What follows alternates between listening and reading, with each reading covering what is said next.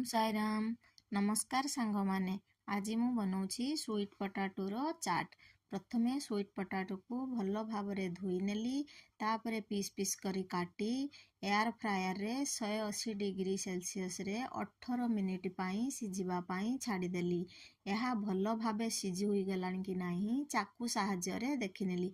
भल भाव रे सिझी जाइछि। यह ठंडा होई गला परे ताकू पील करी नेली। तापरे पीस पीस करी काटी सेथिरे ब्लैक सॉल्ट, चाट मसाला, लेंबू देई भल भाबे मिक्स करी नेली। रेडी होई गला स्वीट पोटाटोर चाट। आपण माने एही भली मध्य बनांतु, तापरे कमेंट माध्यम रे कहंतु केमिति लागिला।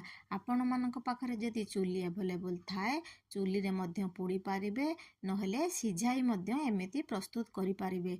सांग माने आपण मानकु जदि मोर रेसिपी गुड़िक वीडियो गुड़िक भल लागुथाए प्लीज लाइक शेयर सब्सक्राइब निहाती करंतु। फेसबुक रे देखुथिले फॉलो निहाती करंतु।